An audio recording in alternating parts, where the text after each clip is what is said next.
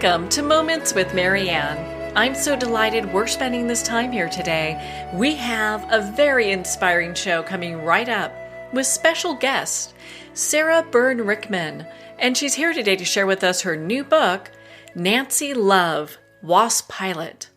Now, Sarah has written 9 books about the WASP of World War II. A journalist first, Sarah began her career at the Detroit News and concluded it as the editor at the Centerville Bellbrook Times in Ohio. A graduate from Vanderbilt University, she majored in English and in 1996 earned her master's degree in creative writing from Antioch University, Midwest. She earned her sport pilot license in 2011 and has been flying ever since. So let's welcome to the show, Sarah Bryn Rickman. Thank you, Marianne. I appreciate it. You know, what an honor it is to have you here and to talk about this.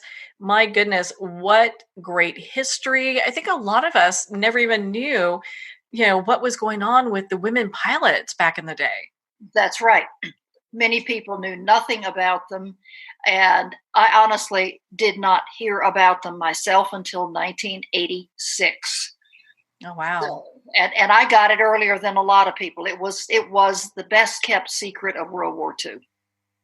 It must have been, because I think everyone was just kind of shocked going, how could we have not known this, Right. So when you found out about this information, what has been the inspiration as led you to, write the books you've been writing? Because this isn't your first book. You've written many books on these topics. Actually, Nancy's is number 9. Wow. So what was it that really inspired you? Can you take a little bit of a long answer then? We could take long answers. Don't worry about that.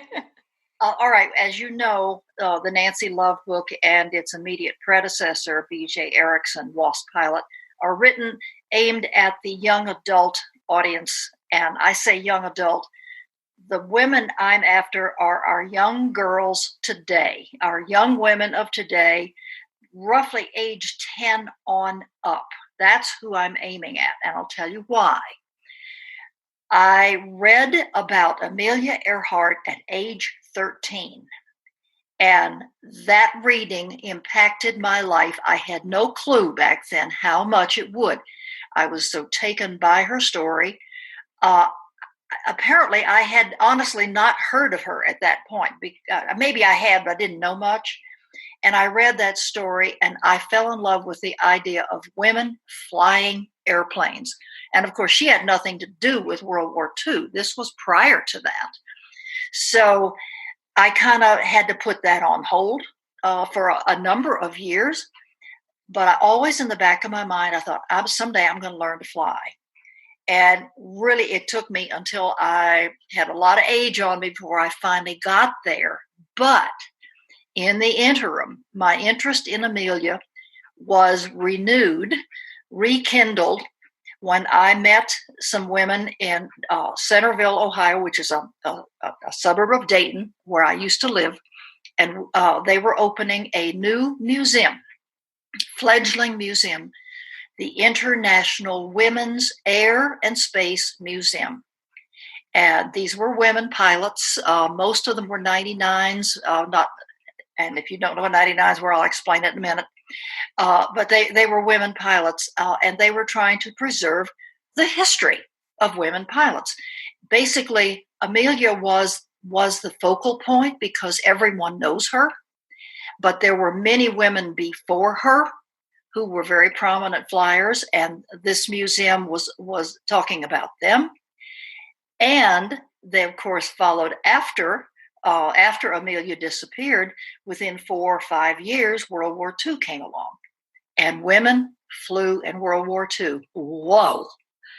And let me stop at that point, because that's when we get to the WASP. But I did meet my first WASP through this museum called IWASM. And because of that 13-year-old urge to know more about this, I started a new career. I was, at that point in my life, I had just left the editor's job of my local newspaper. That was my joy, was to have that job. And I had just left it because people kept saying, You have a lot more you can give than that.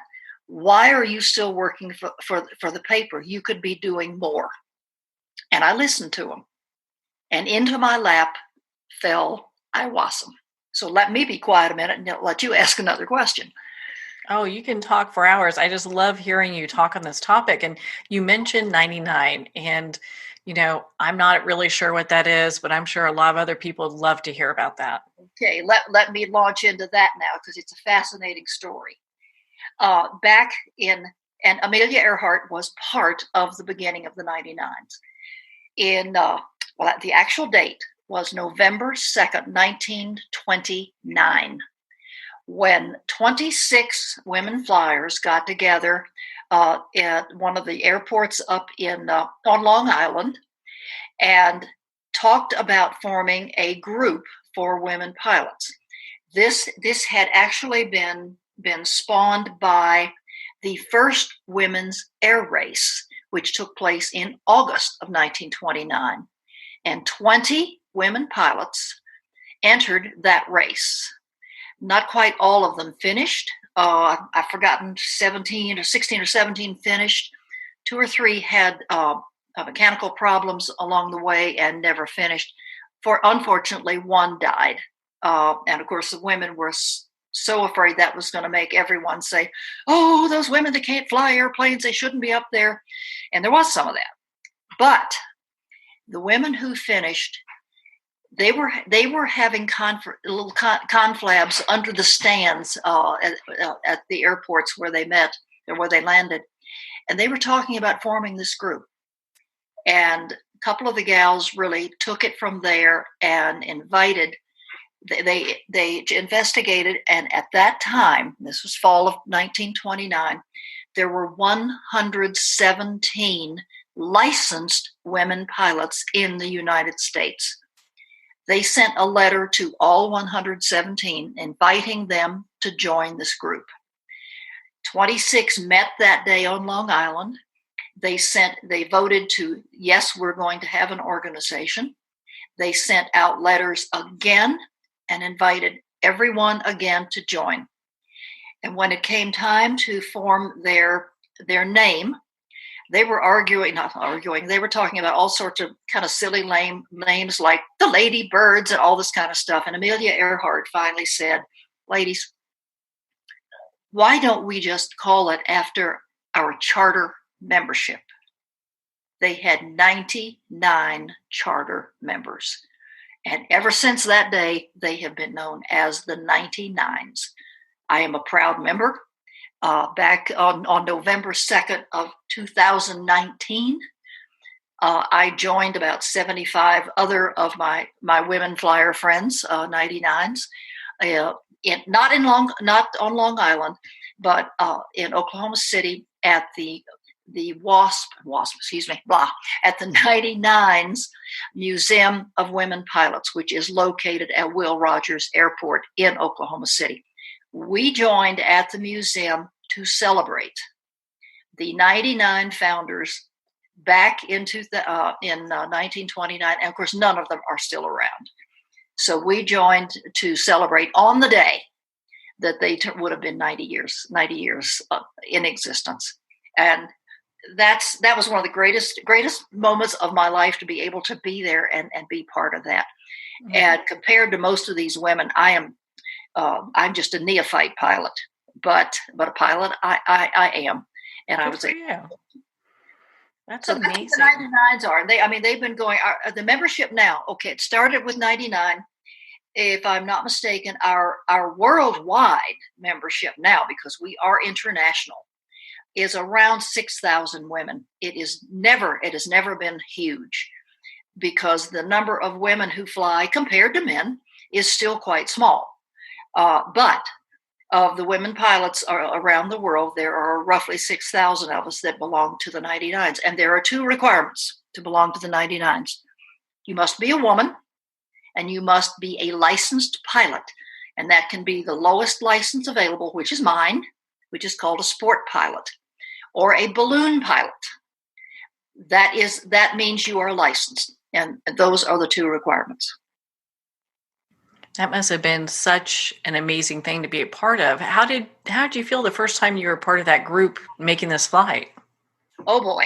Uh, well, this was only the second big meeting I've been. I've been in '99 since I actually joined what they used to call the 66s, 2/3 of a '99. Or then later we were Future Woman Pilots. I did join that in 2008 when I started to learn to fly. I actually, by the time I got my license, it was 2011, and that's when I actually joined the 99s proper. And I used to go to their booth up in Oshkosh. Oshkosh is the home of the EAA, Experimental Aircraft Association. Air Venture, they call it. It is the biggest air show in the world, and I would spend a lot of time at the 99's booth whenever I would go up there. It's in July of the year. I haven't been back in a while now, but that was my first real rubbing of shoulders with them. Plus, I joined the All Ohio chapter of the 99's because I lived in Ohio, and the women who had encouraged me and were my good friends were all members of All Ohio. So I used to go to those meetings, and then from there I started going to what we call our sectional meetings. I believe there's 5 sections across the United States. I was in North Central then. I now live in the South Central section in Colorado. But I went to a couple of those, and finally, last July, I was invited to speak at our annual big convention, and I was asked to come speak. So I did go. I also put my name up for nomination for a museum trustee, the Museum of Women Pilots trustee, because I felt like I had the history quota probably that they needed for that. So I was up for election and was invited to speak. I took my grandson from here in Colorado Springs with me, age 10, because we were going back to the birthplace of aviation, where I actually lived for many, many, many years.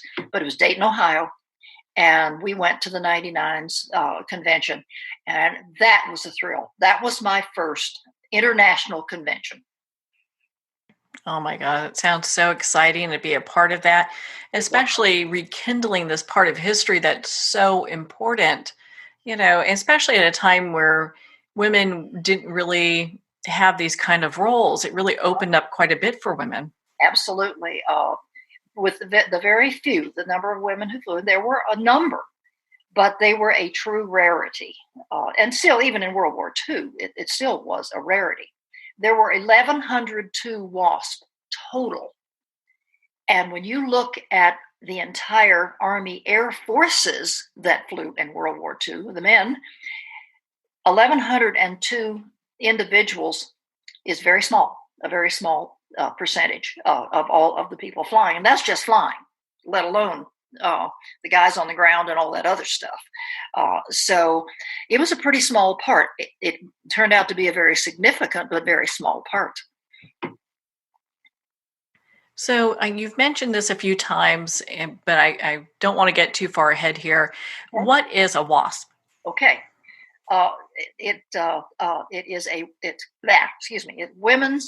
Women Air Force Service Pilots, and Air Force is one word.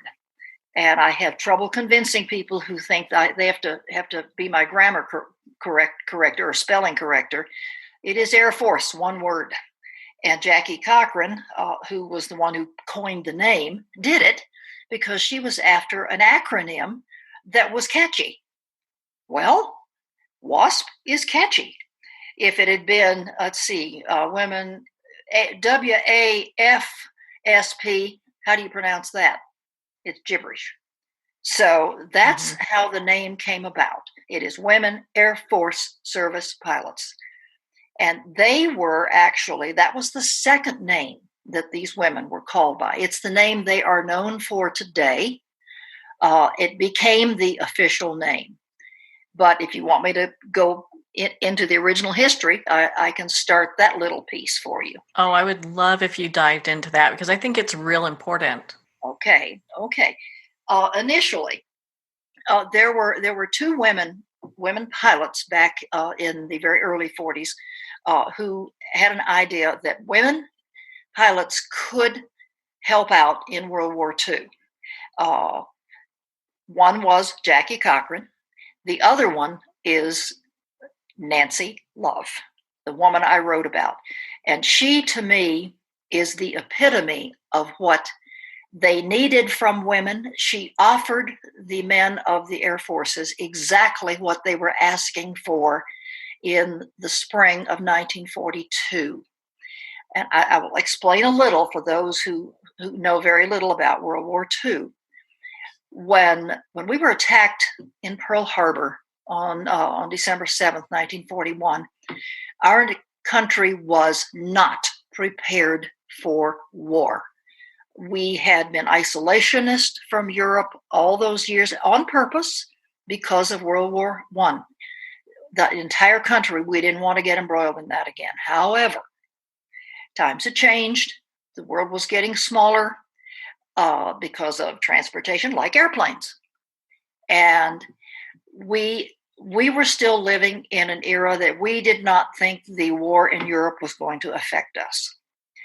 But we were attacked by the Japanese, who had their own imperial ideas out in the Pacific, and they were allies with Germany, who were the other, the European contestants. And when we were attacked by Japan, it literally put us at a two-ocean war, because we were involved in a war against both of those countries. And of course, it's a world war because it wasn't just the United States. It wasn't just Britain and Germany. It was the entire European continent and a good bit of Asia. So here we were, trying to be at peace, trying to be peaceful, and we were plunged into a war that we did not have enough men, enough pilots, who were then pretty much all men, munitions, tanks, guns, airplanes. We didn't have it. And the country went into immediate overdrive and started building all these things and recruiting people. By spring of 1942, just a few months into the war, our factories were building trainer aircraft. Now, trainer aircraft or training aircraft are small airplanes, single engine, they're not meant to do anything more than just like fly around the country here. I mean, they were not armored. They were built literally out of wood and fabric for the most part. Fabric, cotton of some kind. So these were not warplanes. But we needed planes to train more pilots in. We needed to train more male pilots. So we started recruiting the men and we started building trainer aircraft. Well, we took all the men, the Air Forces and the Navy took all the men who could fly. And when they needed, I'm fumbling over that. When the Army Air Forces Air Transport Command, whose job it was to take airplanes from one place to another, not passengers, not cargo. It was to fly a plane from literally the factory to the training fields. We couldn't find, I say we, Colonel William Tunner, who was in charge of that, could not find enough male pilots. By beating the bushes, can you fly a little? Well, yeah. He couldn't find enough to move all those planes, and we were desperate to move them. And that's when Nancy Love went to, she got an audience with Colonel Tunner because she knew a number of people. She and her husband were pretty high up in military, not military, in aviation, civilian aviation. And she was known. And she got an audience with Colonel Tunner, and she told him, yes, she could find him ferry pilots.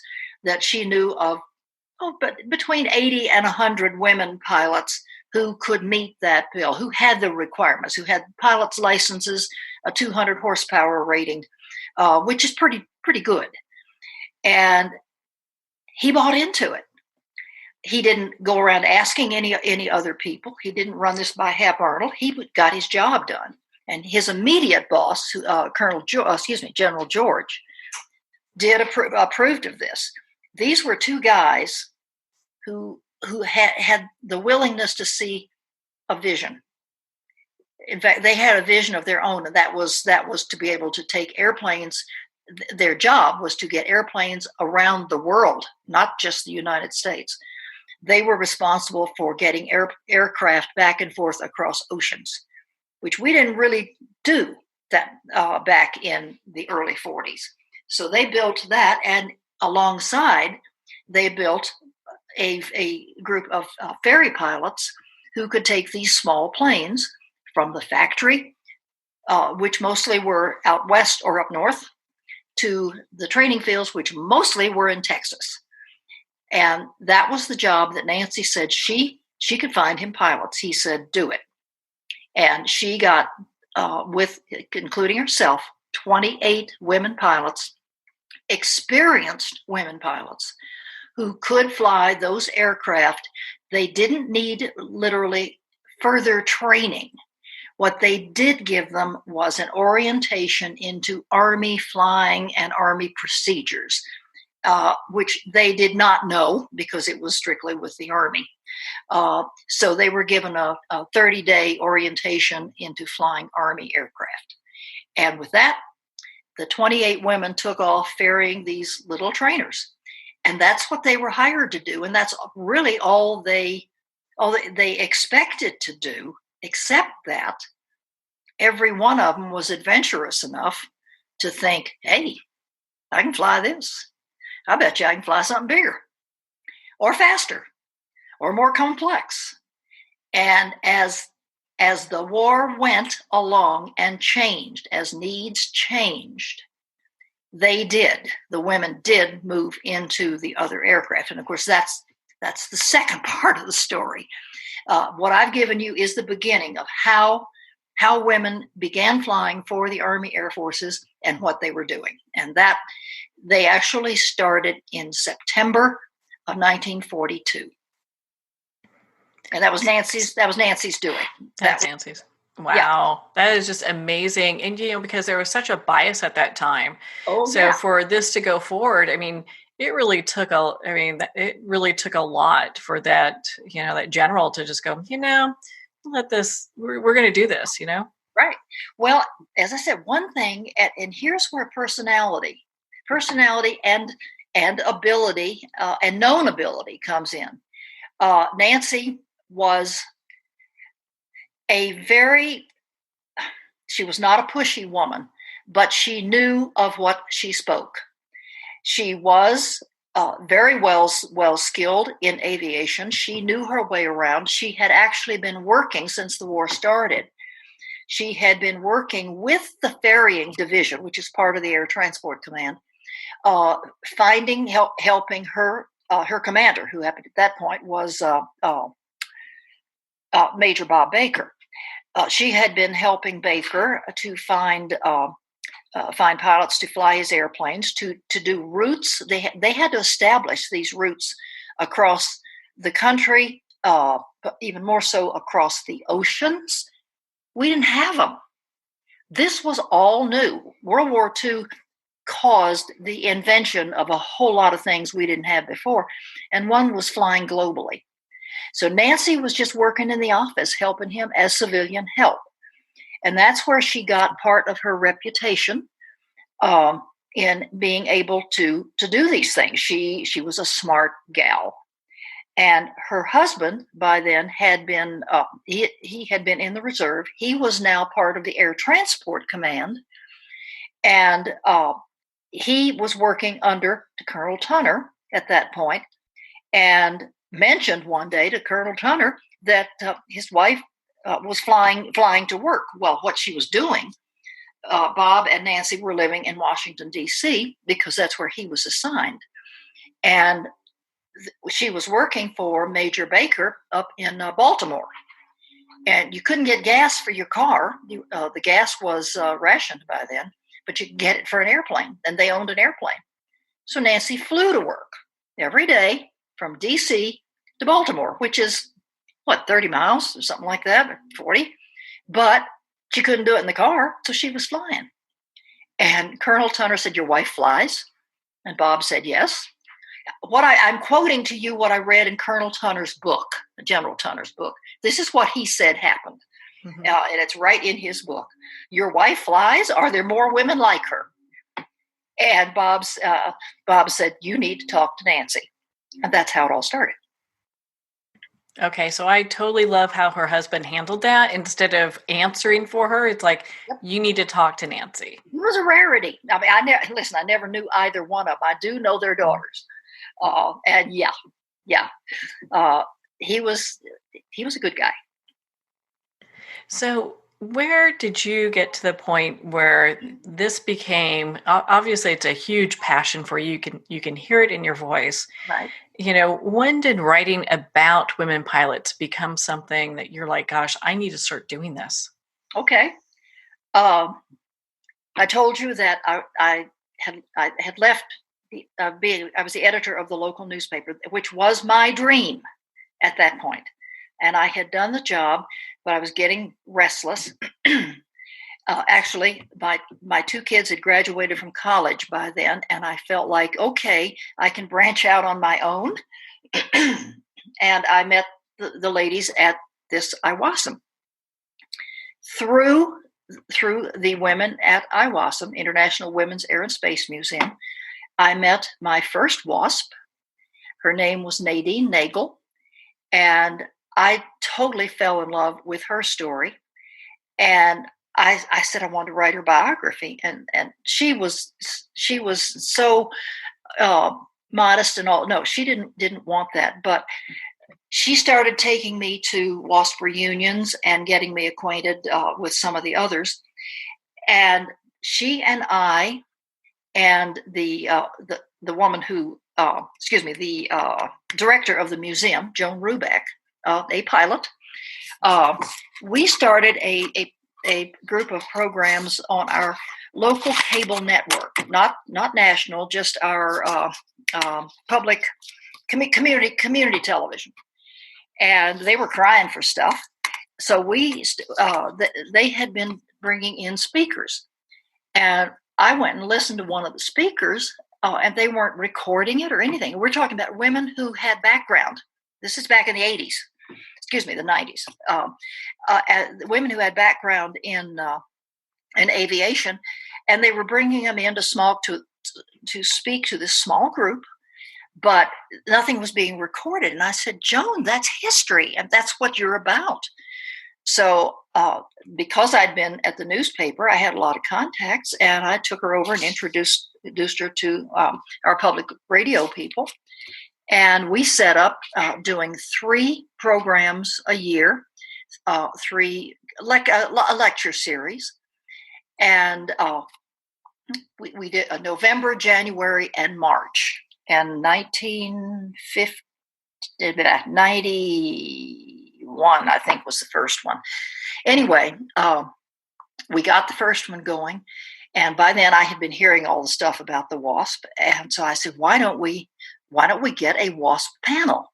Well, we had some who lived close or, in the state of Ohio. One lived in Indiana who was real close.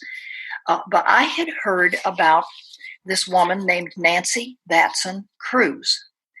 And Nancy was one of Nancy Love's original WAFs. And I had heard a lot about her, and she seemed to be a real upfront, neat to listen to, kind of activist kind of lady. So I contacted her and asked her if she could come up to Dayton, Ohio, for this weekend, so that we could do this program. They were Monday night, and we recorded them at the Cable Council studio. And she said, "Yeah." So Nancy drove up from Birmingham excuse me, no, take that back. She did not drive up. She flew. It was January. She flew, and Nadine and I went out to the airport to pick her up. Nancy and I hit it off. And over the next few years, we talked a lot. I wanted to do her story. And finally, when I kept pushing and pushing, she said, "No, Sarah." She was from Alabama. "No, Sarah, I want you to write about Nancy Love and the WAFs." And I said, "How?" I live in Centerville, Ohio, which is what it says it is. It's this little town in the middle of the country. And these women are scattered all over, and they're not going to want to listen to me. I have no name. No one's ever heard of me outside of Centerville. How am I going to do this? And she said, "Oh, that's no problem. I will have a reunion." Well, there were 9 of them still alive then. She was able, 6 of them came to Birmingham that summer, and this was June of 1999. And 6 of them, she had them come to Birmingham. She set up a reunion. She did it for me, so that I could interview them, get to know them, and get their stories and write this book. Now, it was opened up to some other people who were also interested in the same thing. I mean, because I'm not the only one. But she did it for me. And with that, I was off on the rest of my career. I had just finished my master's degree in creative writing. I had wanted to write the Great American Novel since I was 5 years old. I've never written the Great American Novel. I stopped writing fiction and went over to writing nonfiction, which for a journalist is really not a stretch. I had to learn how to be a historian, and that's taken several years. But I went over to writing nonfiction and working with Nancy. And this was in the year 1999 and 2000. I wrote the originals, the Women's Auxiliary Ferrying Squadron of World War II, which is one heck of a long title. But it's the WAFs, the women, and I didn't even tell you that. I told you about, the the successor to the WASP. Mm-hmm. They were the Women's Auxiliary Ferrying Squadron, WAFs. And this book was about the 28 WAFs, the 28 original WAFs, and that's how many there were. Nancy Love was number 1, and the 27 that she recruited. And that is what that first book was about. It was the only book of its kind, because anyone else writing about the WASP had picked up on the Jackie Cochran story, which is the second half of the story, but a far bigger part of the story, because Jackie recruited 1,074 women to go through flight school and learn how to fly. That's the other half of the story. And they then beefed out what was started by these 28, so that we went from 28 originals to eventually 1,102 women who wore WASP wings. And it was the work of 2 of them, but everybody else wrote about Cochran and what she did. Nobody paid any attention to Nancy and her girls. I changed that. And I did it because Nancy Cruz asked me to do it and made it possible. Worked with me on the book. And here's the tragic part. While we were working on it, she was diagnosed with terminal lung cancer. She died before the book came out. She did read the manuscript. She was thrilled, but she died 6 months before the book was actually published. So I did it for her. It's dedicated to her. And if it had not been for her, you would not be talking to me today, because what I would have done would have been nothing like I consider what this has been to tell this story. And she's the reason I'm doing this. Wow, what a story. That's just so remarkable, the path that we take in getting to what makes us so passionate in life, and it seems like you have been at the right place at the right time. Absolutely. And collected these great stories. Right. I knew a ton of the gals, because when I started this, geez, there were still 700, 800 of them alive. Yeah, by the time I started meeting them, we'd lost a number, but yeah, most of them were still around. And the youngest were ugh, in their 70s then. And now the, the survivors, and as of today, since I haven't heard from anybody else today, there are 34 left, and the youngest is 96. So that gives you an idea of what it was. So Wow. I literally got to meet a ton of them. I met, as I said, I actually met 8 of the 9 originals. One I ended up talking to on the phone. I literally shook hands and met 8 of them, but I've met a ton of the gals who came up through the flight school and flew everything.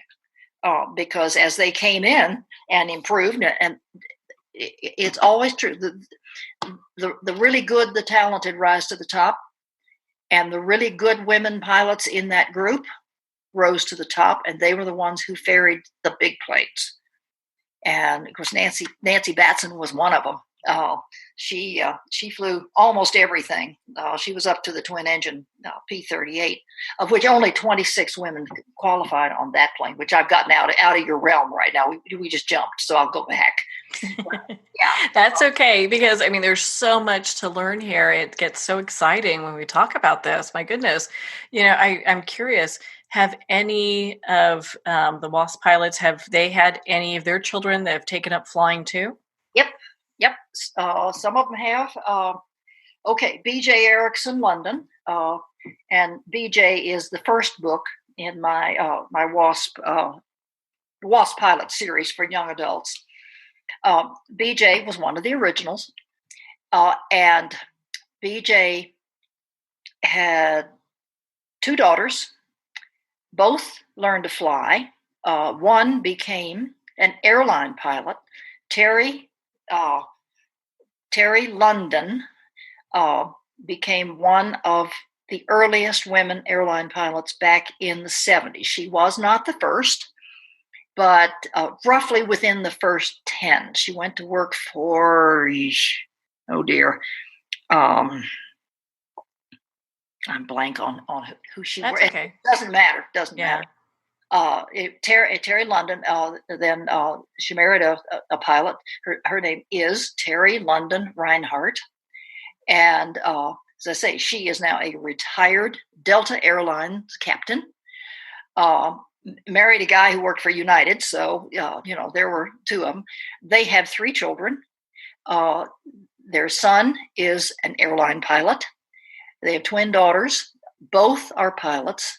One is flying corporate jets. The other one just is flying, but she has all her ratings. And when I was out there to visit them a few years ago, her dad was taking her up, getting her, like advanced degrees and everything. So Lauren flies, but then I just going blank. Her sister, I'll remember. You're hell to forget things. I'll remember in a minute. Her sister is flying corporate airplanes, and she flew. I'm going to get into something else if I go into that. Let me back off for a minute. Let me just leave. Kelly Reinhardt Lieber is her name. So okay, that's one where 3 generations of pilots. Nancy Batson Cruz's younger son became an airline pilot. The other 2 are not interested. Many of them have grandchildren who are now flying for the airlines, but not everybody.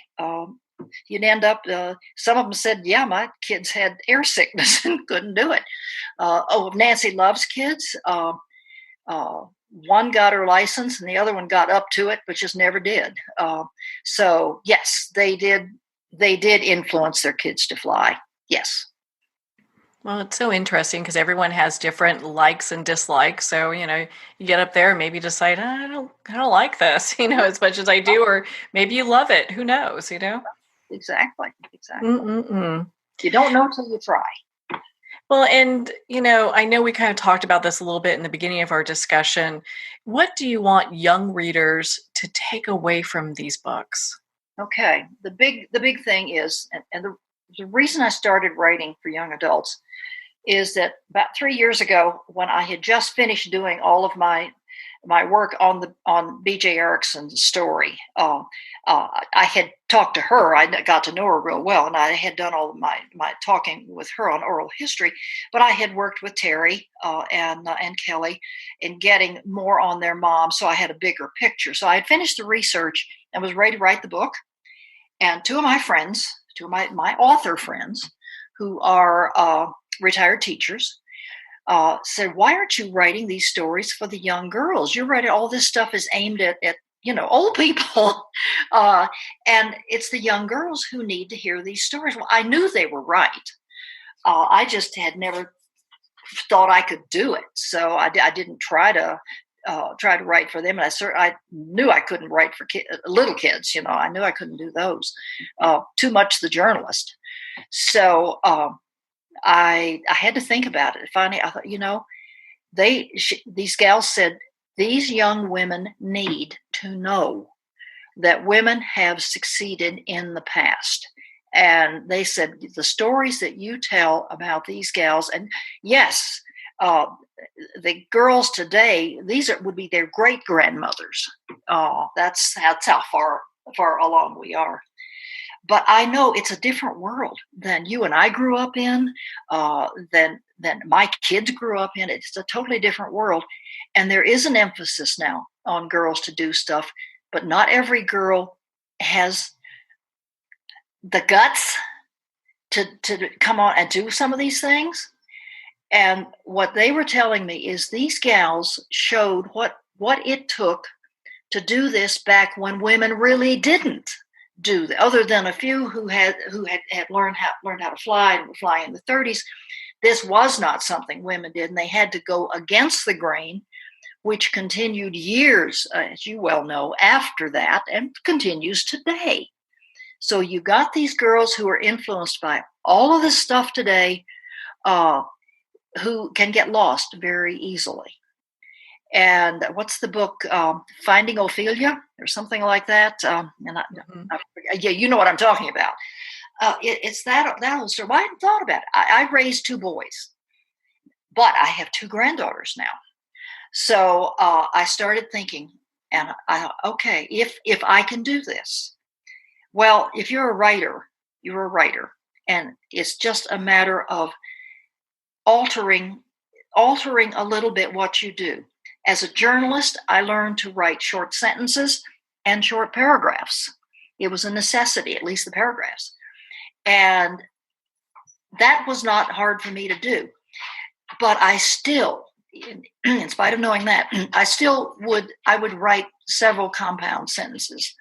And because when you're writing for adults, you know you can do that. So I've had to learn to take those long sentences and make two, maybe even three out of it, not choppy. That's one thing I have a good sense of, is pace. And I know if I'm getting out of the box on pace in writing. So it has been a 2.5-year journey for me in learning to write for young adults.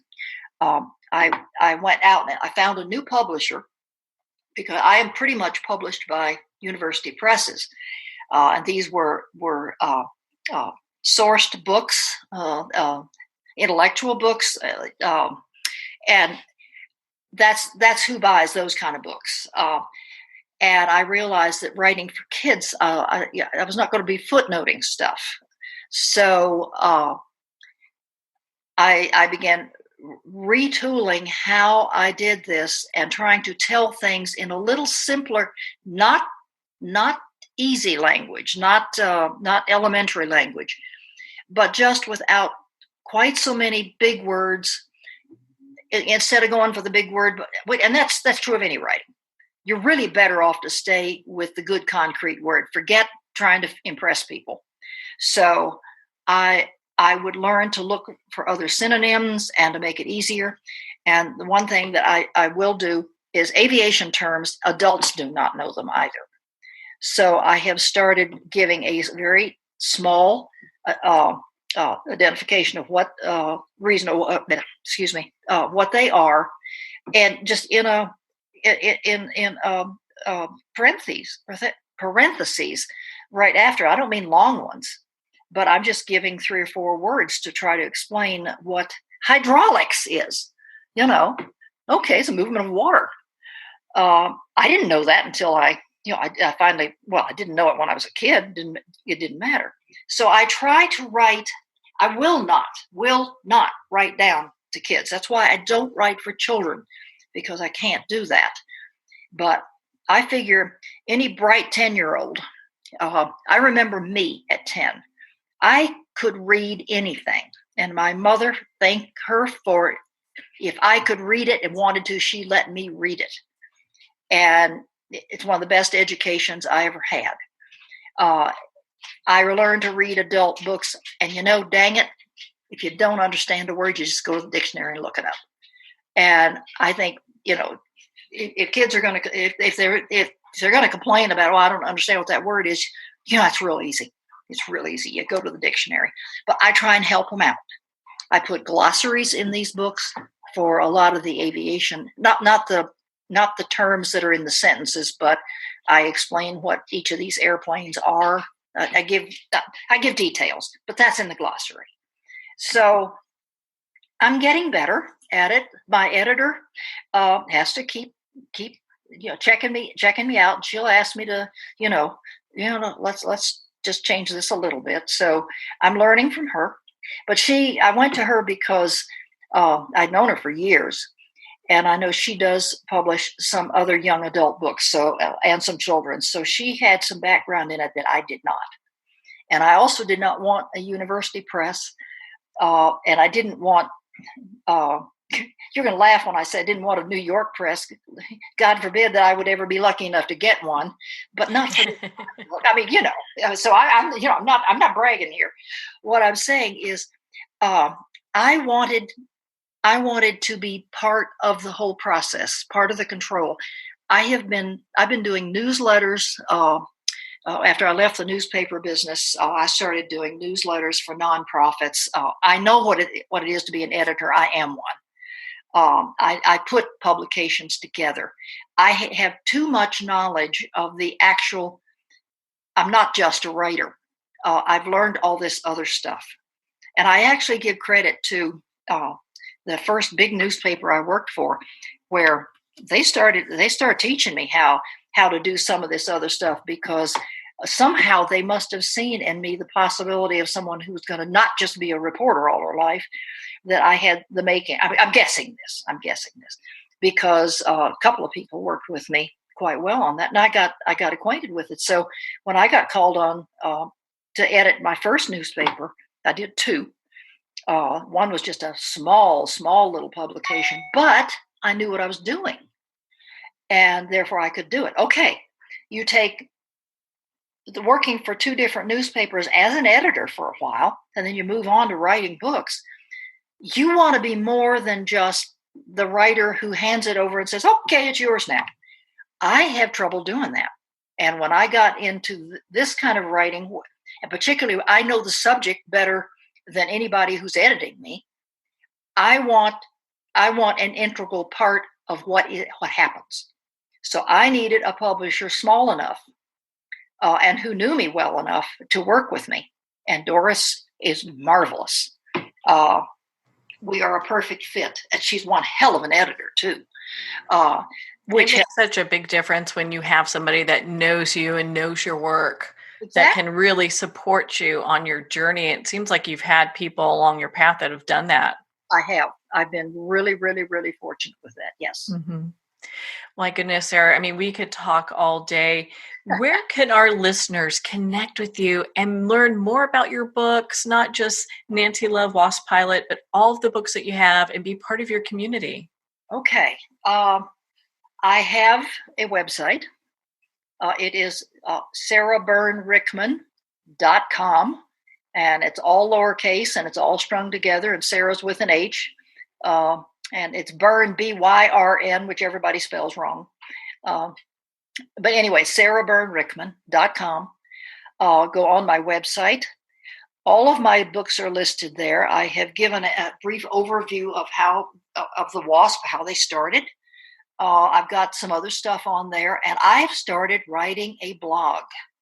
I started last March, and for a while I did it every week. Then I fell off for a little while. I was like every 3 weeks. I'm trying to get back to at least every other week now. My blogs are about the WASP, about my journey with them, about my journey with aviation. I don't know that I've ever written anything that didn't have something to do with WASP, the 99s, in other words, aviation of some kind. I really have stuck to that. They're very good, and I can brag on that.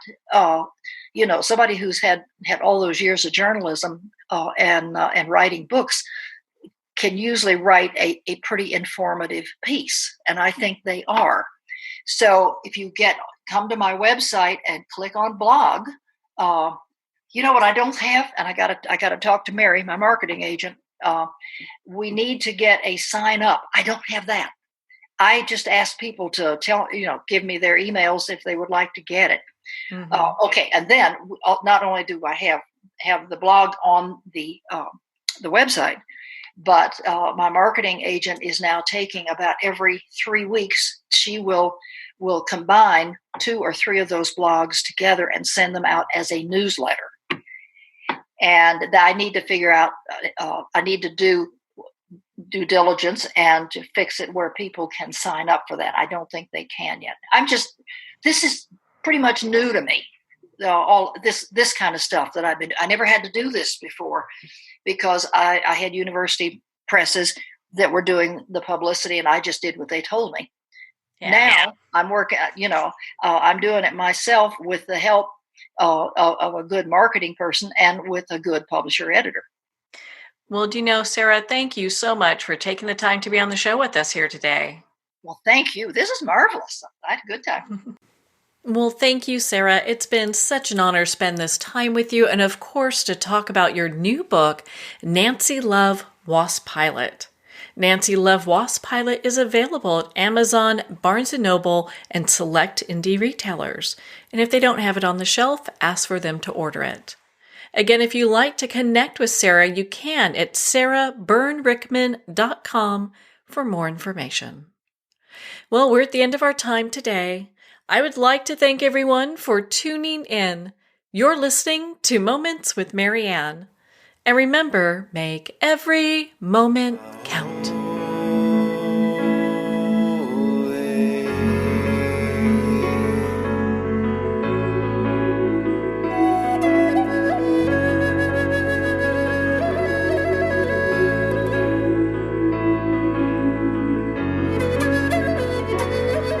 In a single moment, your life can change. Moments with Mary Ann is a transformative hour that covers an endless array of topics with the best of the best. Her guests are leaders in their fields, ranging from inspirational authors, top industry leaders, business and spiritual entrepreneurs. Each guest is gifted and a true visionary, a recognized leader in her own work, and while teaching others to develop, refocus, and grow, Mary Ann will bring the best guest and sometimes a special surprise.